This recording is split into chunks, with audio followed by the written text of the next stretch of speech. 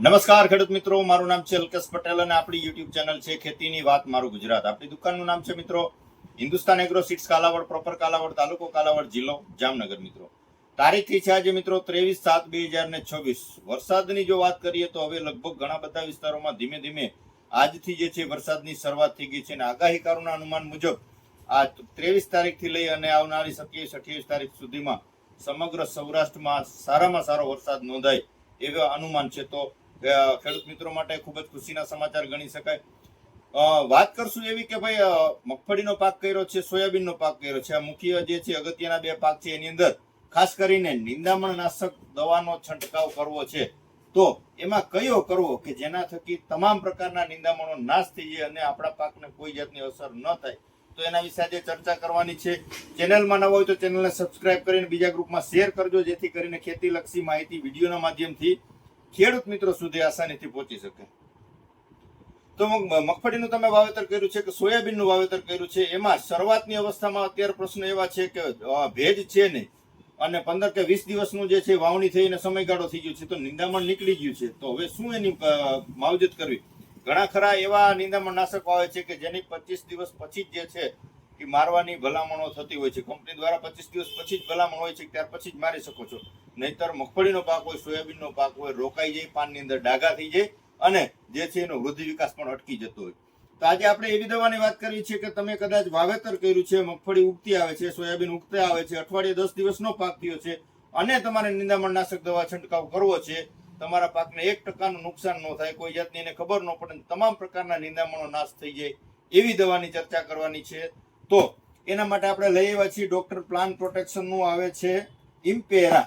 બરાબર છે. આની અંદર શું આવે છે તો કે ભાઈ 70% ઇમિજા થાઇપર આવે છે WG ફોર્મ્યુલેશન ની અંદર. બરાબર છે. આની અંદર બે વસ્તુ નીકળશે. આ શેમાં કામ આપશે તો કે ભાઈ ગોળ પાન દ્વારા નિંદામણો, એમાં જટિલ નિંદામણ એટલે કે ખાસ શેષમૂર અને બીજા નંબરમાં કોંગ્રેસ ઘાસ, જેને ગાજર ઘાસ તરીકે પણ ઓળખાય છે. આ બે જે છે નિંદામણો અન્ય ઘણી બધી કંપનીઓની દવાથી મળતા નથી. તો એના માટે સારામાં સારી પ્રોડક્ટ ભાઈ હેહમૂર જેને કાઢવું છે, શેષમૂર જેને કહીએ આપણે, અને ગાજર ઘાસ એટલે કે ભાઈ કોંગ્રેસ ઘાસ આપણે તરીકે પણ ઓળખીએ છીએ, એને નાબૂદ કરવું છે. તો તમારે આ દવાનો ઉપયોગ કર્યો હશે તો એમાંથી તમને સંપૂર્ણ રાહત મળી રહેશે. મિત્રો આની અંદર જો વાત કરીએ આપણે ઇમ્પેરાની અંદર, તો 2 બોટલ નીકળે છે. આ જે છે ઇમ્પેરા મમરી ફોર્મ્યુલેશન ની અંદર 70% જે છે આની અંદર ઇમિજા થાઇપર આવે છે. તો 10 પંપનો ડોઝ આનો કરવાનો છે. 10 લીટર પાણી લેવાનું છે, 10 પંપનો જે છે આનો ડોઝ કરી અને હલાવવાનું છે. 2 મિનિટ હલાવ્યા પછી જે છે એ સ્ટીકર આવે છે, આની અંદર આનો પણ જે છે તમે ડોઝમાં નાખી અને મિક્સ કરી અને પછી તમારે પંપમાં નાખી શકો છો. એટલે કે 10 લીટર પાણી લઈ પહેલા આ નાખવાનું છે, 2 મિનિટ હલાવીને પછી આ નાખવાનું છે. બંનેનું દ્રાવણ ઘોળ બની જાય પછી પંપે 1-1 લીટર લઈ અને તમારે પંપમાં નાખીને છંટકાવ કરી શકો છો. એટલે કે ભાઈ ગોળપાનના નિંદામણ માટે સારામાં સારી પ્રોડક્ટ અને 1% જે છે આપણા પાકને નુકસાન ન થાય ને તમામ નિંદામણો સાફ થઈ જાય.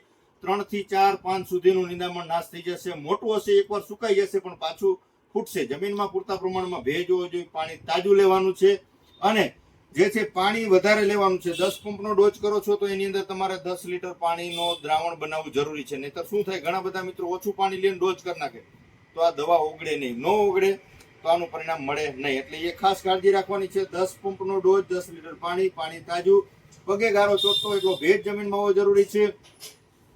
એટલે તમને સારામાં સારું નિયંત્રણ આના થકી મળી જશે. હવે વાત રહી પટ્ટીપાનની. પટ્ટીપાનમાં કાર્યું જે છે કે ભાઈ આપણે સૈયા જેને કહીએ છીએ, મોથા તરીકે ઓળખાય, એ પણ નિંદામણ માટે ખૂબ જ અસરકારક દવા એટલે કે ભાઈ વિડોન.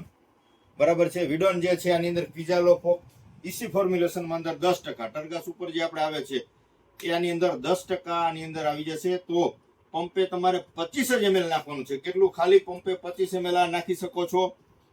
10 પંપનો ડોઝ છે, આ પંપે 25 ml નાખવાનો. આ બેનું કોમ્બિનેશન કરશો એટલે તમને રિઝલ્ટ પરફેક્ટ મળી જશે. અને 80 રૂપિયાનો તમારે બે થઈને પંપ થશે. બે મિક્સ કરશો એટલે એક પંપે 80 રૂપિયાનો ખર્ચો થશે. વીઘે 3 થી લઈને 4 પંપ છાંટવાના છે. મગફળી હોય, સોયાબીન હોય, ગમે એવડા પાકની અવસ્થા છે, કોઈ જાતનું આની અંદર નુકસાન થશે નહીં. બરાબર છે. તો આની સાથે બીજી કોઈ દવા મિક્સ નથી કરવાની, કોઈ ખાતર નાખવાની જરૂર નથી. આટલું મારી દેશો એટલે ચાલશે. પછી 2 કે 4 દિવસ પછી તમારે રોગની દવા છાંટવી, ઈયળની છાંટવી હોય કે પછી વૃદ્ધિ વિકાસની છાંટવી હોય તો એની અંદર તમે સંગમ છે કે ભાઈ ઈયળ માટે ઇમામેક્ટિન બેન્ઝોઇટ છે કે કોરાજન છે, આ પ્રકારનું ટેકનિકલ લઈ સાથે સંગમનો ઉપયોગ કરી અને છંટકાવ કરી શકો છો. પણ અત્યારે નિંદામણની ખાસ સમસ્યા છે, તો એના નિયંત્રણ માટે આ વસ્તુનો ઉપયોગ કરી દેશો એટલે તમારે તમામ સમસ્યાનું એક જ દવાથી સમાધાન મળી જશે. તો આ બધી તમારા નજીકના સેન્ટરમાં મળી રહેશે. ન મળે તો તમે મારી રૂબરૂ વિઝિટ કરી શકો છો અથવા કુરિયરમાં પણ મંગાવી શકો છો. 9925424050 મારો મોબાઈલ નંબર છે. ફોન કરીને અચૂકથી માહિતી મેળવી લેશો. રજા આપશો મને. જય જવાન, જય કિસાન.